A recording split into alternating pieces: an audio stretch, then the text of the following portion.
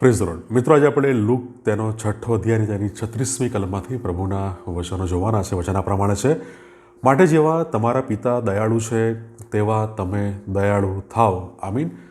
આ પ્રભુનું વચન છે, લૂક 6 અને તેની 36મી કલમ. મિત્રો, આજના શાસ્ત્ર પાઠમાં પ્રભુ ઈસુ ખ્રિસ્ત એ દયાળુ બનવાનું એ આપણને કહે છે, એ જણાવે છે. લૂક 6 અને 36માં કહે છે, જેવા તમારા પિતા દયાળુ છે તેવા તમે પણ દયાળુ થાવ.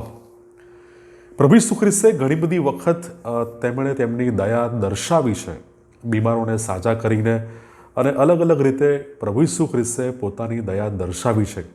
અને સૌથી શ્રેષ્ઠ જે એમનું દયા દર્શાવવાનું જે દાખલો અથવા ઉદાહરણ કહીએ, વધસ્તંભ પર આપણા જેવા પાપી મનુષ્યને માટે પોતાનો પ્રાણ આપીને પ્રભુ ઈસુ ખ્રિસ્તે એ સૌથી શ્રેષ્ઠ દયા પ્રેમ એમણે દર્શાવ્યો છે. અને જ્યારે આપણે શાસ્ત્રો તપાસીએ છીએ, નવા કરારમાં પ્રભુ ઈસુ ખ્રિસ્ત ઘણા બધા લોકોને સાજા કરે છે.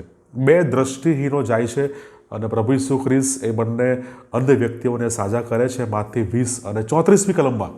અને સાજા કરવાના સમયે માથી 20 અને 34માં પ્રભુ ઈસુ ખ્રિસ્ત માટે જે શબ્દો લખેલા છે, એ લખે છે, ત્યારે ઈસુને દયા આવી. પ્રભુ ઈસુ ખ્રિસ્ત એ અંધ વ્યક્તિઓની જે શારીરિક કન્ડિશન છે એ જોઈને પ્રભુ ઈસુ ખ્રિસ્ત એમને સાજા કરવાને માટે એમને સ્પર્શે છે. અને પ્રભુ ઈસુ ખ્રિસ્તના માટે લખેલું છે, ત્યારે ઈસુને દયા આવી અને બંને અંધ વ્યક્તિઓને પ્રભુ ઈસુ ખ્રિસ્ત ત્યાં સાજા કરે છે. અને જે પક્ષઘાતીનો દાખલો છે તેમાં માટે પણ આપણે જોઈ શકીએ છીએ કે પ્રભુ ઈસુ ખ્રિસ્ત ફક્ત સાજાપણા માટે અથવા એ આપણી જે શારીરિક જરૂરિયાત છે તેના માટે જ એ દયા દર્શાવતા નથી. એના માટે આપણે જોઈએ છે દાખલો એ પક્ષઘાતી એ માણસનો.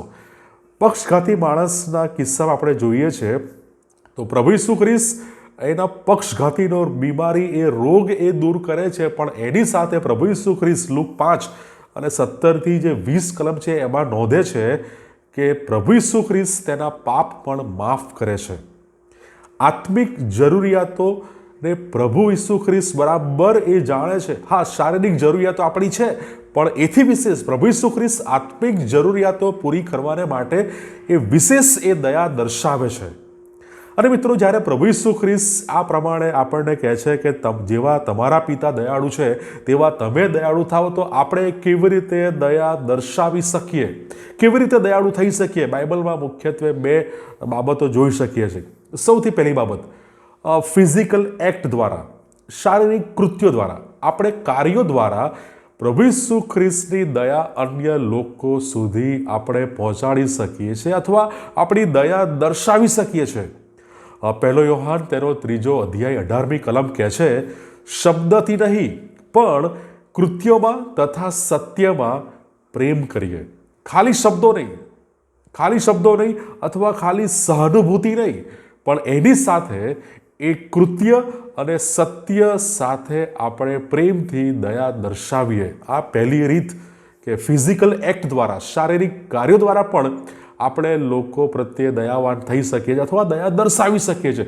અને બીજી અને સૌથી મહત્વની બાબત, આત્મિક રીતે દયા દર્શાવવી. જો આપણે પ્રભુ ઈસુ ખ્રિસ્તની દયાનો, પ્રેમનો, માફીનો અનુભવ જો આપણે કર્યો છે, તો જેવો પ્રભુ ઈસુ ખ્રિસ્ત વિશે, એ માફી વિશે, એ તારણ વિશે, ઉદ્ધાર વિશે, અનંત જીવન વિશે જે લોકો કશું જાણતા નથી, એવા લોકોની આપણે ચિંતા કરવી જોઈએ.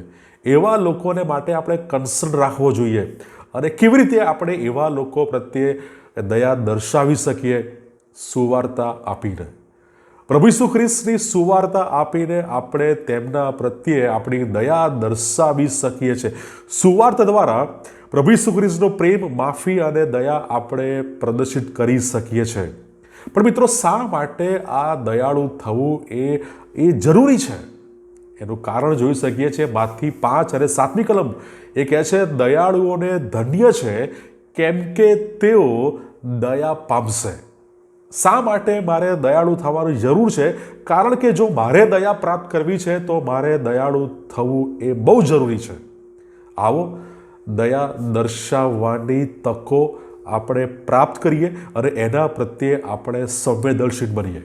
પ્રભુ આ વચનો શીખવા સમજવા આપણે દરેકની સહાય અને મદદ કરે. God bless you.